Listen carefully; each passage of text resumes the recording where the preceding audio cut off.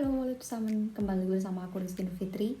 Di video sebelumnya aku membahas perjalanan aku menjadi au pair di Jerman, dan sekarang aku mau membahas kurang lebihnya tentang au pair, seperti apa itu au pair dan apa pekerjaan kita, apa yang kita dapat sebagai au pair, dan lain sebagainya. Selamat menyaksikan.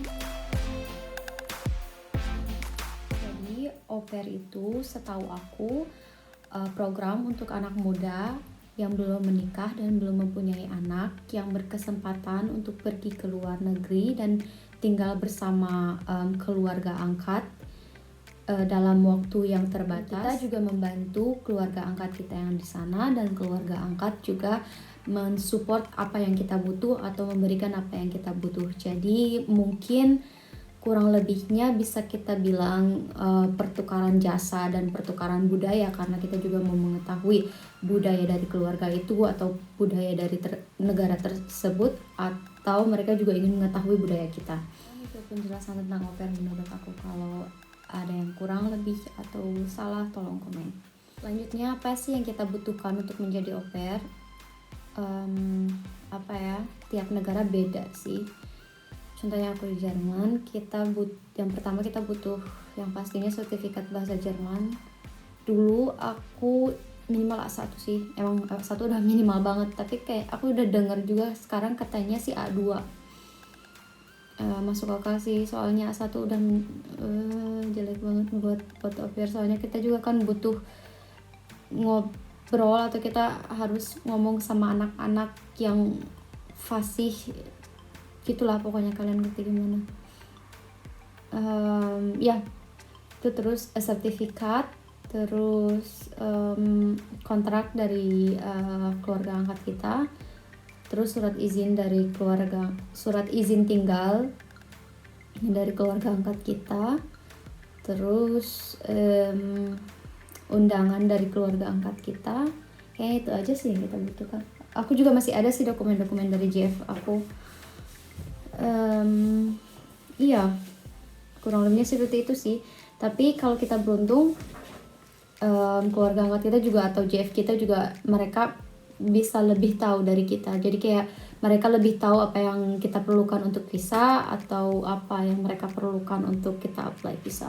Apa yang kita dapat dari au pair atau dari keluarga angkat? Yang pertama, kita mendapat kamar privat, terus makan, listrik, segala macam yang ada di rumah. Kita udah mendapatkan fasilitas untuk tinggal.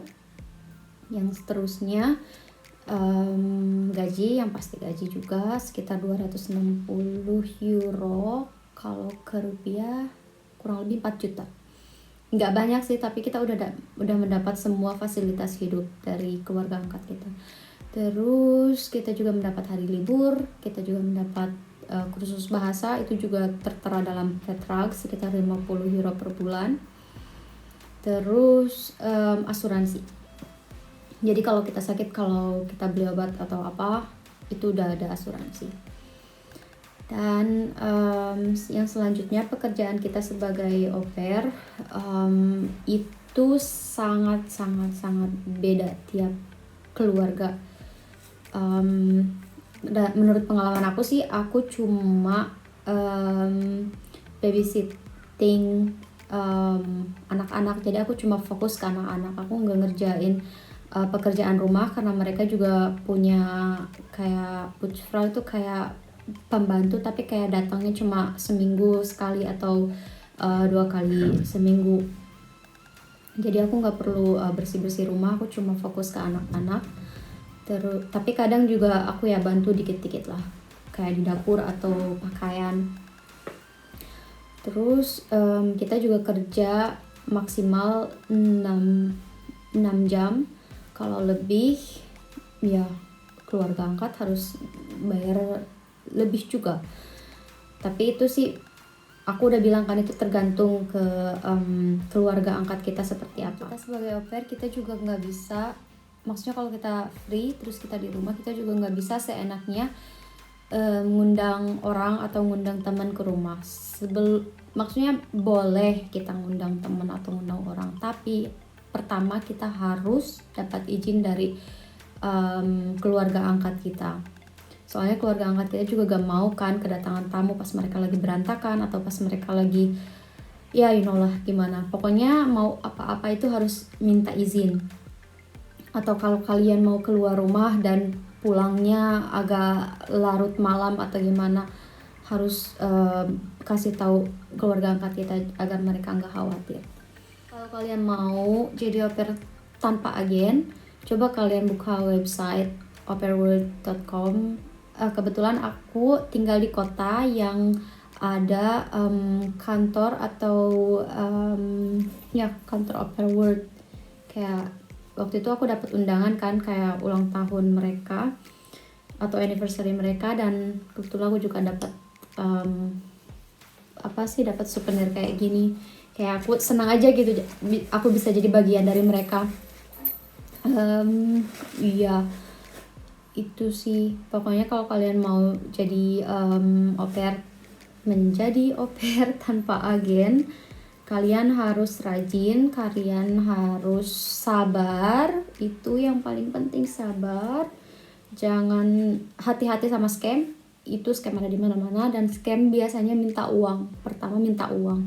Kalau ada yang yang ngirim pesan dan minta uang pertama, udah abaikan aja, itu scam. Yang pertama kalian harus daftar atau registrasi di website. Mungkin aku tulis websitenya di bawah. Dan buat profil secantik mungkin, sebagus mungkin. Jangan pakai foto yang lebay-lebay. Nah, bercanda. Jadi intinya au pair itu bukan tenaga kerja Indonesia atau tenaga kerja wanita. Au pair itu sesuatu yang berbeda. Jangan pernah beranggapan au pair itu TKW karena kita keluar negeri kerja di sebuah keluarga. Enggak, au pair itu beda. Kalau kalian mau jadi au pair tanpa agen, silahkan daftarkan diri di website yang aku tulis di bawah, dan feel effort, good luck, semoga sukses, dan makasih udah nonton. Cheers.